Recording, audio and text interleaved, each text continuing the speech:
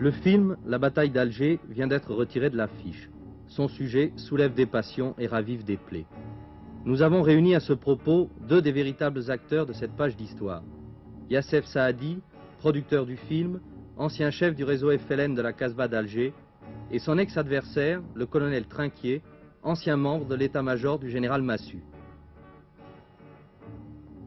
pourquoi tenez-vous tellement à ce que ce film soit vu par les Français?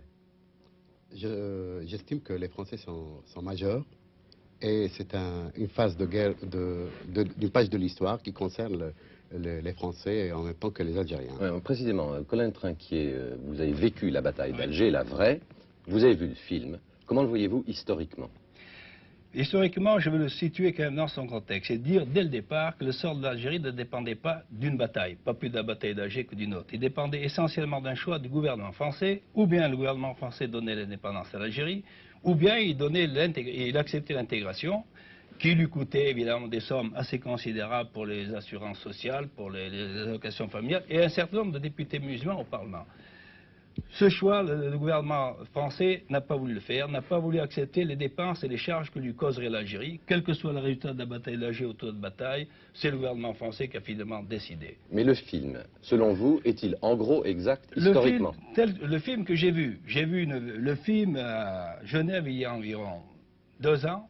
Dans la version que j'ai vue, il peut y en avoir d'autres, puisqu'on me suggère qu'il y en a peut-être une autre, le film présentait exactement la bataille d'Alger telle qu'elle s'était passée, et en particulier, j'étais d'ailleurs assez étonné de voir que dans ce film, il n'y avait aucune scène de torture qui m'aurait quand même assez vexé, qui aurait vexé les Français s'ils le voyaient. Oui, vexé.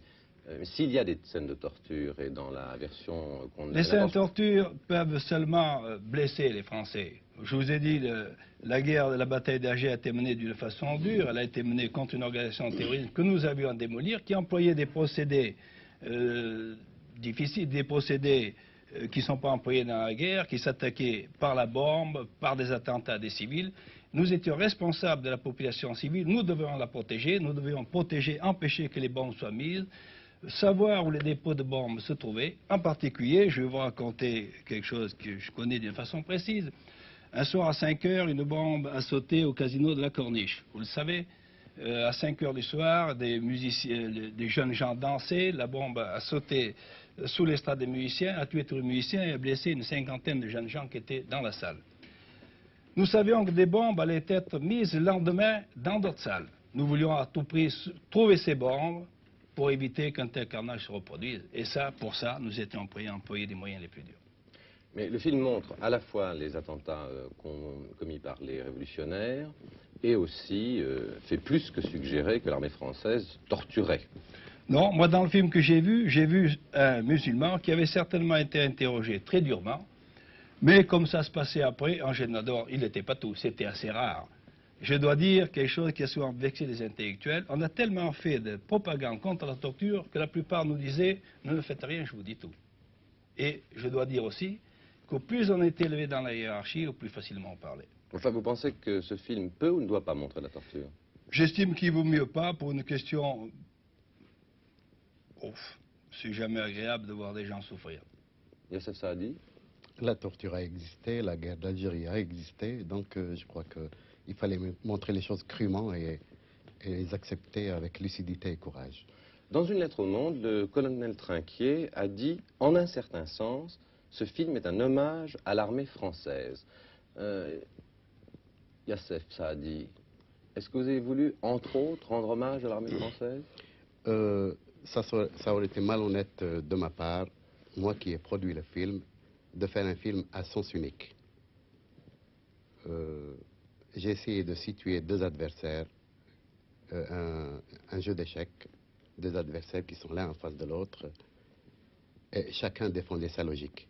Nous, ils avaient un idéal, nous avions notre idéal, l'idéal de libérer le pays par tous les moyens, en utilisant tous les moyens possibles pour aboutir à une fin qui est celle de l'émancipation et de la liberté.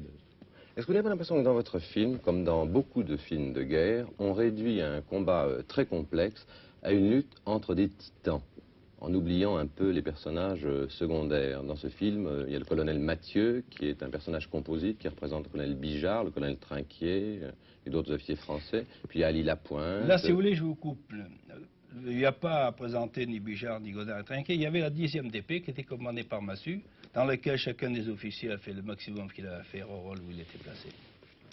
Il y a cette héroïsation à travers le film. Je dois dire que c'est un film choral dont le seul héros, c'est le peuple. Là, on souligne bien dans les manifestations finales du mois de décembre. Pour en revenir à ce problème quand même fondamental de la torture et de la répression en ce qui concerne les troupes d'une armée régulière, et d'autre part des attentats terroristes en ce qui concerne les révolutionnaires, comment les voyez-vous maintenant? Comment, aujourd'hui? Oui. Ceux d'Algérie avec le recul du temps ou dans un temps à venir? Les deux. Mais je dois vous dire, à partir du moment qu'on soit pour ou contre la torture, ça n'a aucune importance. La torture est une arme qui sera employée dans toute guerre subversive. Il faut le savoir. Je cite un exemple précis. On a torturé les gens de l'OS. Personne ne les a défendus. Mais les gens qui rentrent dans une guerre subversive savent qu'ils seront torturés. Et si vous prenez par exemple pendant la guerre de 39-45, les résistants violaient les lois de la guerre. Ils savaient qu'ils seraient torturés. Ils faisaient quand même leur métier. Et leur gloire, c'est de savoir qu'ils allaient être torturés. Ils ont fait quand même ce qu'ils avaient à faire. Il faut savoir que dans la guerre subversive, où seraient torturés, il faut monter une organisation subversive en fonction de la torture. Il ne s'agit pas d'être pour ou contre. Il faut savoir que tout prisonnier arrêté dans la guerre subversive parlera. Sauf s'il fait le sacrifice de sa vie lui-même ou s'il se suicide. On obtiendra toujours ses aveux. Alors, une organisation subversive doit être montée en fonction de ça pour qu'un prisonnier qui parle ne mette pas en l'air toute l'organisation. Youssef Saadi. Vous abordez le problème de la violence qui est d'actualité même, qui date depuis des années maintenant. Un révolutionnaire qui s'insurge, qui veut faire en sorte qu'il y ait un retour aux sources du colonisé, qui se veut maître de lui-même, utilise tous les moyens, tous les moyens pour être libre. Si vous voulez, j'interromps Youssef Saadi pour mettre la chose au point. Je pense que vous avez peut-être lu Clausewitz, qui est le théoricien numéro 1 de la guerre. Clausewitz a dit « La guerre est une épreuve de violence, il n'y a pas de limite à la violence. » Clausewitz. Alors, concluez. Youssef? Ce n'est pas une fin en soi, la violence, parce qu'elle réserve toujours des lendemains avec des surprises du lendemain. Mais j'estime que dans notre guerre à nous, c'est une guerre révolutionnaire, c'est une guerre de tout un peuple. Il s'agit de choisir sa mort, voilà, en quelque sorte. Il vient de dire que dans toute organisation subversive, il fallait s'attendre à des tortures.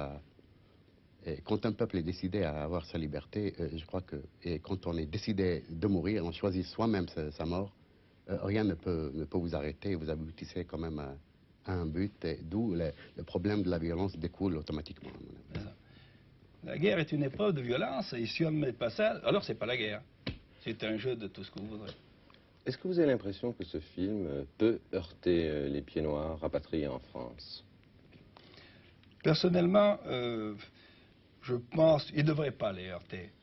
Mais, comme j'ai dit tout à l'heure, nous avons été passionnément attachés à l'Algérie. Et quand on raisonne par son cœur, deux individus les mêmes, deux individus très voisins, peuvent tirer des conclusions différentes. Au lieu de raisonner logiquement, ils prendront des positions diverses en fonction de leurs sentiments personnels. Or, les pieds noirs ont été passionnément attachés à l'Algérie. Tout ce qu'on passe sur l'Algérie les heurte parce qu'ils n'y sont plus. Et un film sur la bataille d'Alger que nous avions gagné, qui aurait pu nous donner la victoire et qui aurait pu donner l'Algérie et qui a été, si vous voulez, galvaudé, puisque le gouvernement s'en est pas servi, les heurtera certainement beaucoup. Je ne vois pas pourquoi ça puisse les heurter, puisque il y a un peuple algérien qui a vu le film. Il y a 800 000 Algériens qui ont défilé devant les salles de spectacle, ils ont vu le film, ils ont assisté à des scènes de torture, ça leur a rappelé la mauvaise époque de souffrance et d'abnégation. Et j'ai constaté qu'ils ont vu le film avec courage. Oui, mais si vous voulez, le peuple algérien, au fond, est victorieux. Tandis que pour les pieds noirs, c'est une défaite qu'ils ont subie. Alors, on n'a pas tout à fait le même esprit, quand on regarde une victoire et quand on subit une défaite. C'est ça l'état d'esprit de vos compatriotes et des miens. Non, j'ai vu des femmes qui ont perdu leurs gosses pendant la guerre et n'ont fait aucun mot de haine. Elles ont accepté ça en faisant couler des larmes, évidemment, ça rappelle des mauvais souvenirs, incontestablement. Mais il faut avoir le courage de dire que ça a existé, ça fait partie de l'histoire de France et l'histoire de l'Algérie. Donc c'est des choses qui ont existé, on ne peut pas les nier. Oui, c'est pour ça que moi je tiens à ce que ce film passe sous les réserves que j'ai faites. C'est une page d'histoire, c'est une bataille dans une guerre qui a été faite qu'on doit montrer. Oui, ça a existé. Et quand vous dites que les Algériennes ou les Algériens sont émus en voyant ce film, vous n'oubliez pas qu'il y a eu des sentiments d'affection formidables entre vous et nous, et que ces sentiments ne sont pas brisés pour autant, et que nous devons d'ailleurs essayer de les remettre en œuvre. Actuellement, il y a une coopération fructueuse entre l'Algérie et la France. Monsieur, je vous demandais à chacun encore une phrase. Vous vous voyez ce soir pour la première fois depuis 13 ans. Oui. Si vous aviez une seule chose à vous dire l'un à l'autre, que diriez-vous? Allez-y. Moi, je dirais tout simplement, s'il a l'idée d'un film, s'il est prêt à coproduire un film avec moi, on le fera. Et je ne sais pas ce que... Enfin, je lance ça parce que moi, j'ai l'esprit un peu artiste, j'ai laissé la mitraillette pour la caméra. Oui, moi, si vous voulez, je vois Youssef Saadi comme un militaire, comme, si vous voulez, dans une guerre classique, Rommel aurait pu voir Montgomery. Ça m'intéressait beaucoup, quand je l'ai arrêté, de savoir son organisation qui était en face. Un militaire, c'est d'abord un technicien de la guerre.